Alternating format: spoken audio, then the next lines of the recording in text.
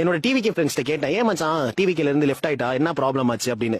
அவன் என்ன தெரியுமா சொன்னா, ஏண்டா மாப்ள 10 வருஷம் 15 வருஷம் தளபதி ரசிகர் மன்றத்துல இருந்து நாங்க உழைச்சுக்கிட்டு இருக்கோம் தளபதிக்காக.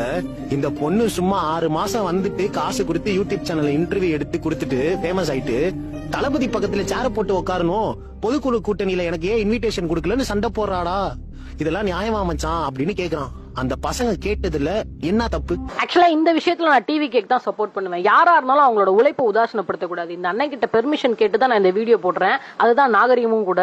ஆனா எனக்கு ஒரு கேள்வி இருக்கு டிவி கே ஆதரவாளர்கள் கிட்ட. 14 வயசுல தன்னோட நண்பர்களோட சேர்ந்து இளைஞர் அமைப்பு ஆரம்பிச்சு 18 வயசுல முதல் முறையை மைக்க பிடிச்சி, எங்க அப்பாக்கு 4 புள்ள இருக்கு, அதுல ஒரு புள்ள இல்லைன்னா பெருசா ஃபீல் பண்ண மாட்டாரு, ஆனா மொழிக்காக நான் உயிரை விடுறதுல ரொம்ப சந்தோஷப்படுறேன் அப்படின்னு ஒரு சின்ன பையன் பேசும்போது, யார் அது அப்படின்னு பார்த்தா கலைஞரோட புள்ள. மிசா சட்டம் வந்த உடனே கலைஞர் தான் அரெஸ்ட் பண்ண போறாங்க அப்படின்னு நினைச்சுக்கிட்டு இருக்கும்போது திடீர்னு ஒரு பேரை சொல்லி முக ஸ்டாலின் எங்க அப்படின்னு சொல்லி கேட்டா, கல்யாணம் ஆகி 5 மாசத்துல உள்ள போனவரு வெளியே வரும்போது கலைஞரோட புள்ளன்ற பேர் மாறி மிசா ஸ்டாலின்ற பேரோட வராரு. அதுக்கப்புறம் இளைஞரணி அமைப்பாளரா இருந்து தன்னோட 32 வயசுல தான் எலெக்ஷன்ல நின்று தோத்து போய் அதுக்கடுத்த எலெக்ஷன்ல ஜெயிச்சு எம்எல்ஏ ஆகி 43 வயசுல மக்களால தேர்ந்தெடுக்கப்பட்ட முதல் மேயர்ன்ற பேரை வாங்கி தன்னோட 53வது வயசுல தான் அமைச்சர் ஆகிறாரு, 63வது வயசுல தான் எதிர்கட்சி தலைவர் ஆகிறாரு, 65வது வயசுல கலைஞர் இறந்ததுக்கு அப்புறம் தான் அந்த கட்சிக்கே தலைவர் ஆகிறாரு, 66வது வயசுல தான் முதலமைச்சரே ஆகிறாரு. ஆனா அப்படிப்பட்ட ஒருத்தரோட உழைப்பு உதாசனப்படுத்தி ஈஸியா மனராட்சின்னு சொல்லும்போது மட்டும் கை தட்டினீங்களே சார் எல்லாரும். இவரை பத்தி பேசுறதுக்கு கண்டிப்பா டிஎம்கே சப்போர்ட்டரா தான் இருக்கணும்ன்ற அவசியமே கிடையாது. அறிஞர் அண்ணா மாதிரியே கலைஞர் மாதிரியே பேசவோ எழுதவோ தெரியல, முதல்வர் ஆகிறதுக்கான முகராசியே இல்ல,